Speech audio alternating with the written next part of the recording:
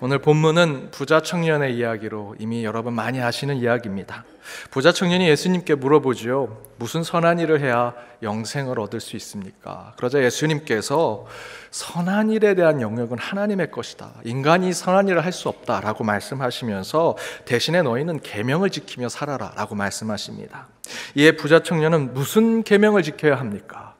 그러자 예수님께서 살인하지 마라, 간음하지 말라, 도둑질하지 말라, 거짓 증거하지 말라, 부모를 공경해라.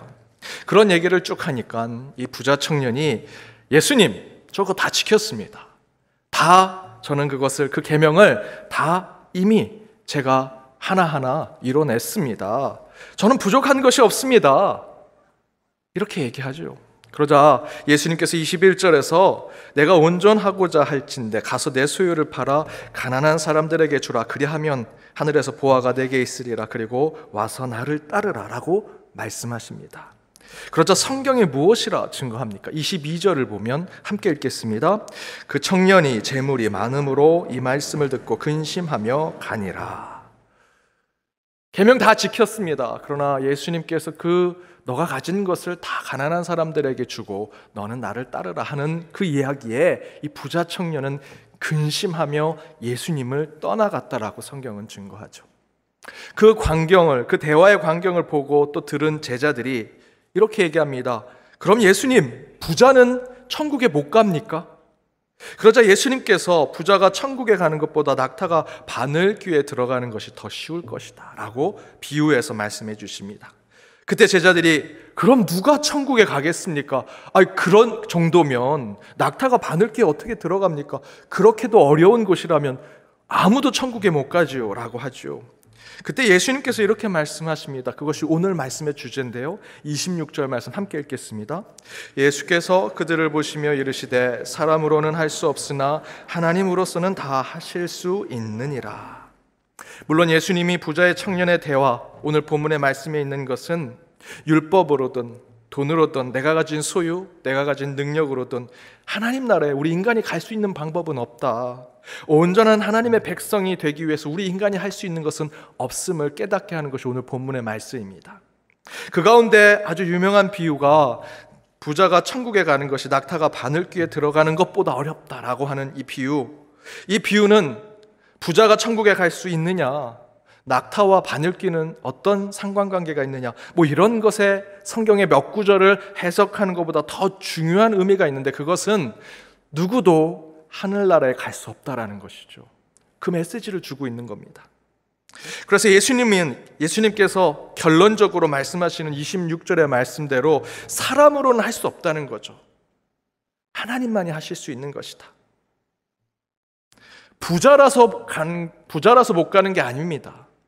가난한 사람도, 오늘 말씀엔 구체적으로 기록되어 있지 않지만 가난한 사람도 천국에 다 갈 수 있다라고 이야기하는 것이 아니지요.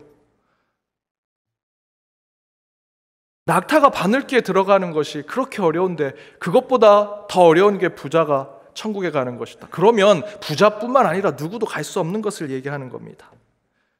여러분, 우리의 구원의 문제, 영생의 문제, 더 나아가서는 이 땅에서 벌어지는 저와 여러분의 인간에 겪고 있는 모든 문제들은 우리가 스스로 해결할 수 없음을 오늘 본문에서 이야기해주고 있습니다. 여러분, 무드셀라가 성경에 보면 969세를 살았다고 합니다.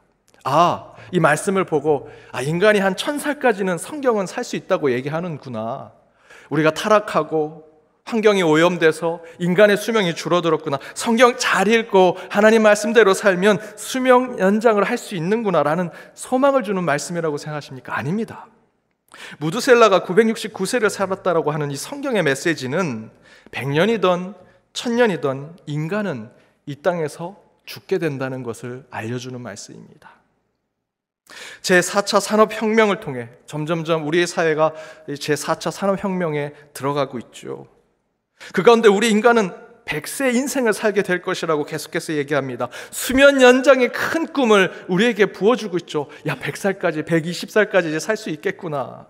하지만 정말 그렇게 수면 연장이 되는 것이 모든 사람들에게 행복한 것이 될까?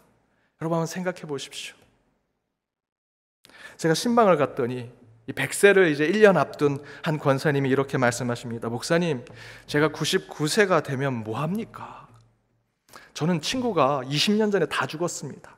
저는 20년 동안 친구 없이 지냈습니다. 제 자녀도 절반 이상 죽었습니다.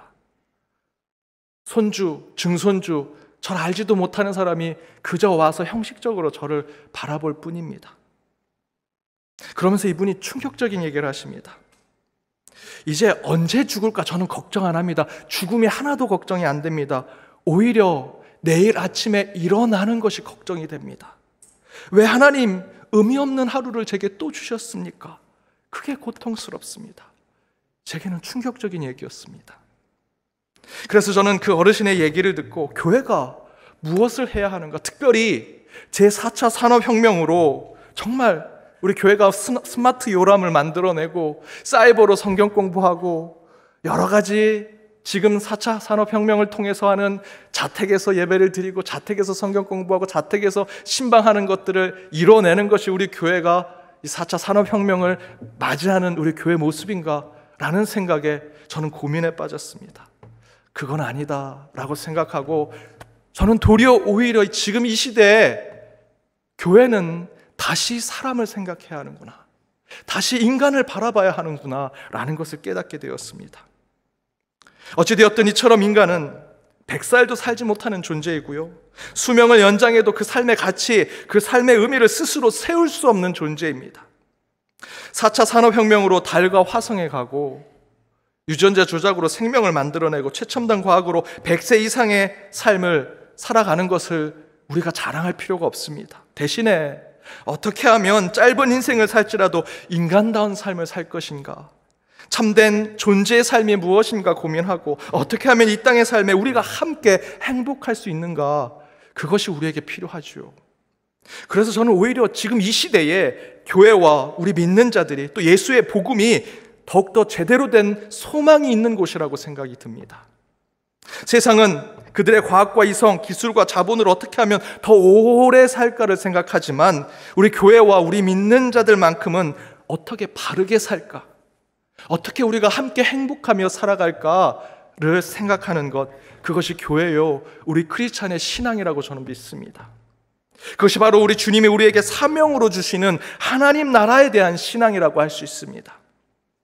그런데 오늘 말씀은 그 하나님 나라에 대한 그 하나님의 생각을 우리에게 전해주는 본문의 말씀입니다. 결론부터 말씀드리면 천국이라고 하는 하늘나라를 세우기 위해 세상은 법과 질서를 얘기합니다.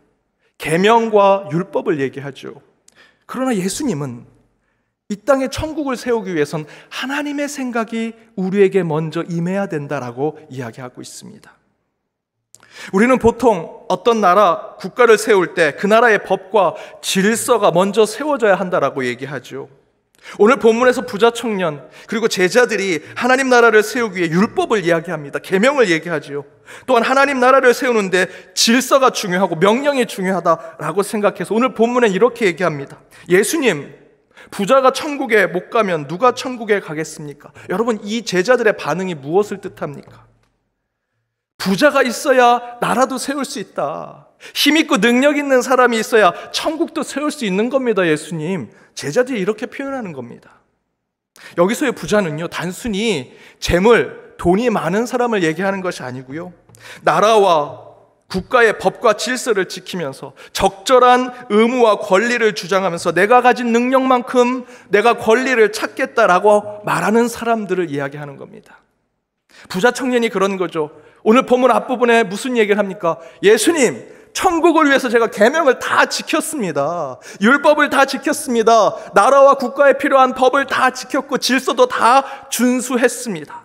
하늘나라에 필요한 사람은요, 이렇게 재물도 많고 그곳에 필요한 법과 질서도 다 지키는 그런 사람이 필요하죠 라고 얘기하는 것이죠. 그게 부자입니다. 부자 청년은 계명과 질서를 다 지킬 수 있는 조건을 가지고 있는 사람을 말하는 것입니다. 그래서 제자들이 예수님이 그것에 반한 것으로 대답을 하시니 의아해하는 겁니다. 23절의 말씀처럼. 그런데 바로 이에 대해서 예수님은 사람으로는 할 수 없다, 하나님만이 하실 수 있다라고 말씀하시는 것이죠. 천국은 인간이 뭘 해서 세울 수 있는 것이 아니라는 겁니다. 하나님만이 하실 수 있는 것이다. 그렇다고 이 말의 의미가 인간은 이제 아무것도 안 해도 된다라는 말이 아닙니다. 이 말의 의미는 사람의 생각으로는 할 수 없지만 하나님의 생각으로 만들어낼 수 있는 것이다. 천국은 그런 곳이다 라고 말씀하는 것이지요. 여러분, 축구팀 중에 부자 구단이 많습니다. 돈 많은 구단이 있습니다. 뛰는 선수 중에 돈이 아주 많은 아주 비싼 몸값을 가진 선수들이 있습니다. 근데 그 팀이 항상 돈이 많아서 이깁니까? 아니요. 감독들의 전술과 전략에 따라서 아무리 돈이 많은 구단, 돈이 많은 선수가 있어도 지기도 하고요, 이기기도 합니다. 어떻게 감독의 생각이 그 운동장의 선수들에게 제대로 들어가느냐, 그게 더 중요한 것이죠. 이처럼 우리도 하나님 나라를 대표해서 이 땅에서 복음을 위해 국가대표가 되어 뛰는 천국의 선수들이라고 할 수 있습니다. 그렇다면 우리에게 중요한 것이 무엇이겠습니까? 저와 여러분의 실력? 내 몸값을 올리는 거? 아니요. 감독이 어떤 생각을 하는가? 감독이 내 운동장에서 어떻게 뛰기를 바라는가? 감독의 작전, 감독의 전술이 필요한 것이죠. 우리로 얘기하면 하나님의 생각, 하나님의 작전, 하나님의 계획, 하나님의 비전이 저와 여러분에게는 중요한 것입니다.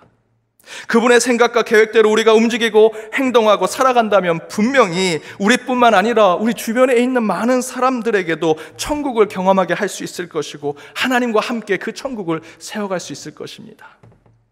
그 천국은 부자 청년, 제자들, 그들이 얘기하는 계명, 율법, 법과 질서로 세워지는 것이 아니라 하나님의 생각에서부터 출발하여 그것이 우리에게 투영이 되어서 하나하나 만들어져 간다라는 것입니다. 따라서 오늘 본문의 말씀은 그 하나님의 생각을 우리가 어떻게 따를 것인지를 깨닫게 해주는 말씀입니다. 그렇다면 우리가 천국을 꿈꾸고 바른 인간의 삶을 소망하며 지금보다 더 아름다운 세상을 세우기 위해 우리가 어떻게 그 하나님의 생각을 쫓고 따르고 그것을 함께 나아갈 수 있을까? 그 첫 번째는 수집가가 아니라 완성하는 자로 그 하나님의 생각을 쫓아가 천국을 세워야 한다는 것입니다. 수집가가 아니라 완성하는 자가 되어야 한다. 퍼즐놀이라는 것이 있습니다. 여러분 아시죠? 여러 조각이 그 여러 조각으로 나와 있는 것을 서로 이렇게 그림에 맞춰서 하나의 그림을 완성하는 겁니다. 그게 퍼즐놀이죠. 여러 피스가 있는데 피스가 너무 많은 거 1000피스, 5000피스가 있는 거는 몇 달, 몇 년이 걸리기도 합니다. 여러분 퍼즐놀이는 그 퍼즐을 모으는 것이 놀이의 목적이 아닙니다.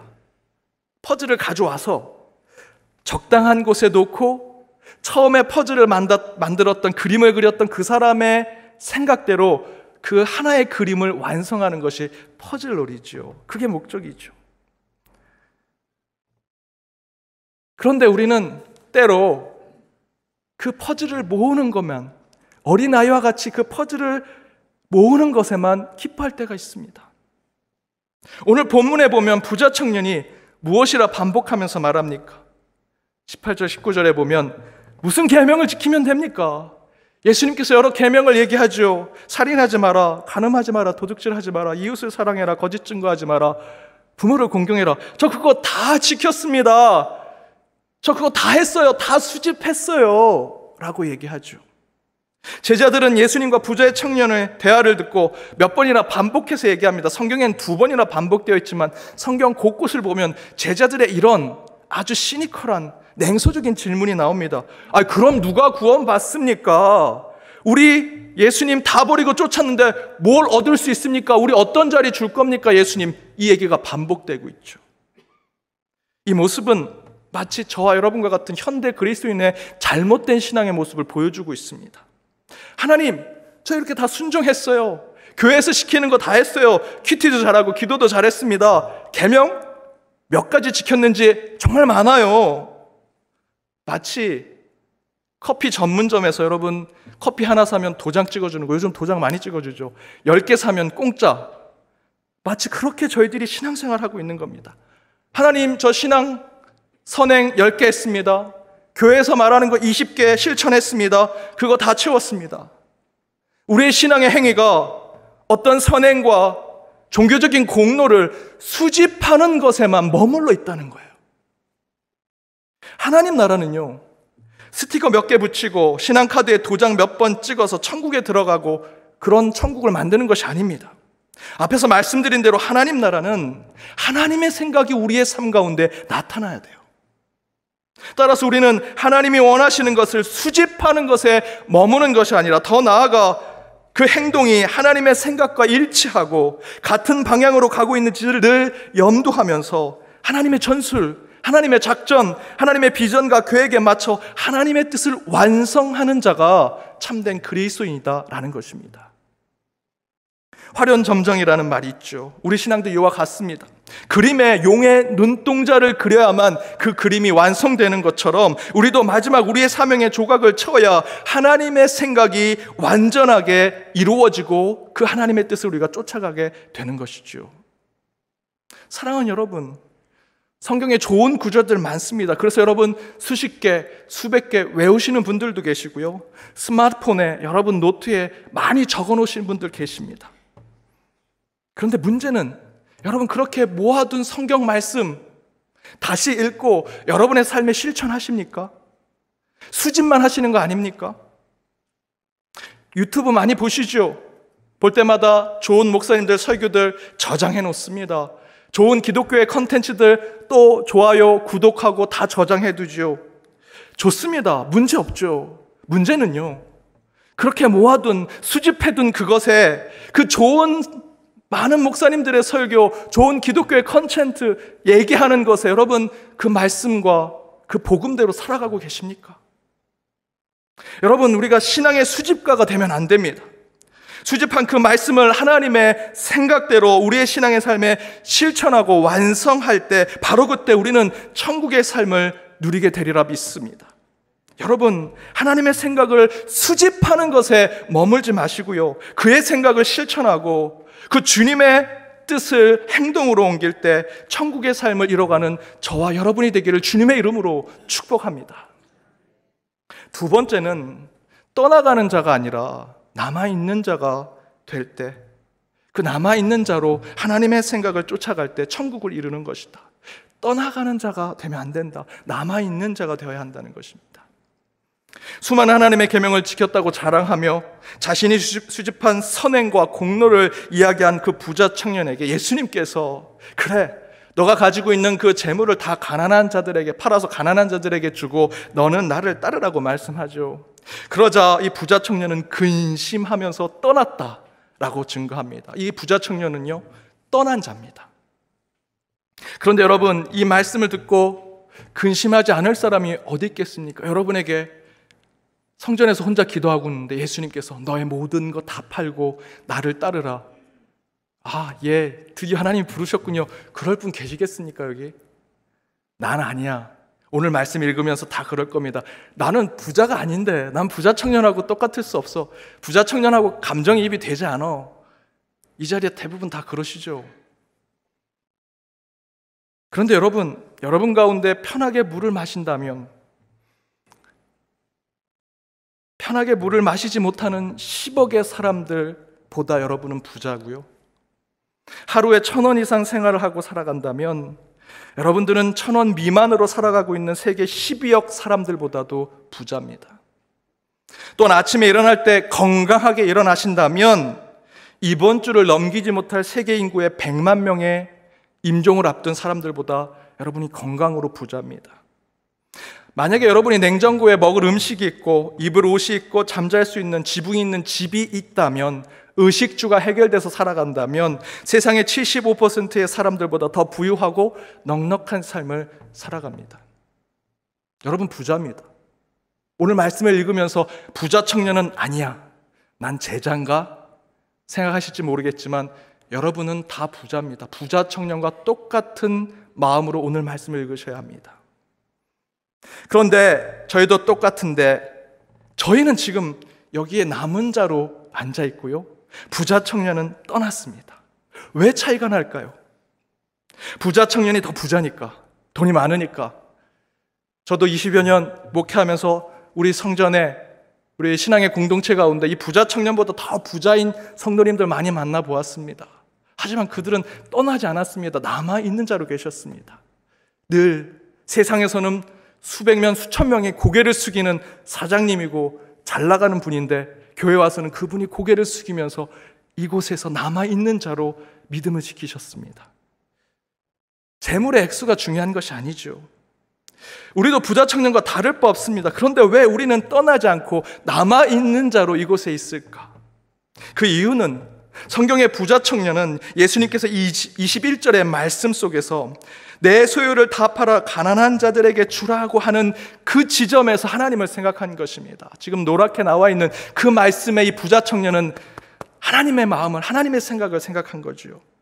하지만 저와 여러분은 여전히 이곳에서 저는 죄인입니다, 벌레만도 못합니다 라고 외치면서 이 자리를 지키고 있는 남아있는 저와 여러분은 21절 말씀에서 내 소유를 다 팔아 라고 하는 그곳에 방점이 있는 게 아니고요, 마지막에 나를 따르라 라고 하는 것에 하나님의 생각, 하나님의 마음을 깨달은 것입니다. 다시 말씀드리면 부자 청년과 저희가 서로 다른 것, 한 사람은 떠나는 자, 한 사람은 남아있는 자로 구별되는 것은 주님이 주신 21절의 말씀에 방점이 서로 다르기 때문이다. 여기에서 나를 따르라 라고 하는 것은 재물을 팔아라, 선행을 많이 해라, 교회에서 일을 열심히 해라 라는 말씀이 아닙니다. 나를 따르라는 것은 회개해라, 돌이켜라, 세상이 아니라 내 안에 있는 자가 되라 라는 것을 우리에게 요구하시는 말씀입니다. 성경의 부자 청년, 저와 여러분 다 부자지요. 재물의 정도는 틀리겠지만 우리 다 부자입니다. 하지만 성경의 부자 청년과 저와 여러분이 구분되는 것은 하나님을 생각하고 회개하는 자인가 아닌가라는 것입니다. 그래서 나를 따르라 라고 하는 그 음성에 내 것을 다 내려놓고 주님 앞에 순종하는 자로 서는가, 그 가운데 떠나는 자가 되고 또 다른 자는 남는 자가 되는 것이죠. 사랑하는 여러분, 저와 여러분이 성경 속 부자의 청년과 다를 바 없죠. 다를 바 없는 것은 우리도 돈이 많아서 부자이기 때문에 죄인이다라는 말씀이 아닙니다. 부자 청년이 마음에 품고 있는 죄성과 우리의 죄성은 무게가 조금 다를 뿐 모두 밑바닥에 가라앉는 죄와 같습니다. 그러나 이제는 그 죄성에 우리가 어떻게 반응하느냐에 따라서 어떤 이는 예수를 떠나는 자, 어떤 이는 예수 앞에 남아있는 자가 된다라는 것입니다. 예수 안에 있는 자, 예수의 생각 안에 머무는 자들은요, 하나님의 그 무한하신 긍휼과 자비, 그분의 은혜와 사랑에 들어가는 자가 된다는 것입니다. 미물에 불과한 저와 여러분이 몇 푼 되지 않은 재물을 팔아서 하나님의 마음, 하나님의 생각 안에 들어갈 수 있다고 생각하십니까? 내가 100만 원을 팔아서 가난한 사람에게 줬으니 하나님 저 구원해 주십시오. 그 옆에 있는 사람이 저는 1억을 팔았습니다. 1억을 팔고 가난한 사람을 나눠줬습니다. 그러니 저를 구원받는 자, 천국에 있는 자로 만들어 주십시오. 하나님이 그것에 반응하시겠습니까? 아니요. 하나님은 저와 여러분의 재물에 관심이 없으십니다. 하나님이 주신 건데 언제든 하나님은 뺏어 오실 수 있죠. 여러분이 얼마를 처분해서 가난한 자 나눠준 거, 그것에 관심 있는 것이 아닙니다. 거기에 방점이 있는 것이 아니라 나를 따르라 하시는 주님의 그 음성에 순종하는 자, 따르는 자를 하나님은 기다리고 계시는 겁니다. 우리 하나님은 우리를 만드신 분이십니다. 우리를 가장 많이 아시는 분이시며 쉬지 않고 우리를 지키시는 분이십니다. 우리의 생각보다 더 크시고 더 위대하신 분이 저와 여러분의 하나님이십니다.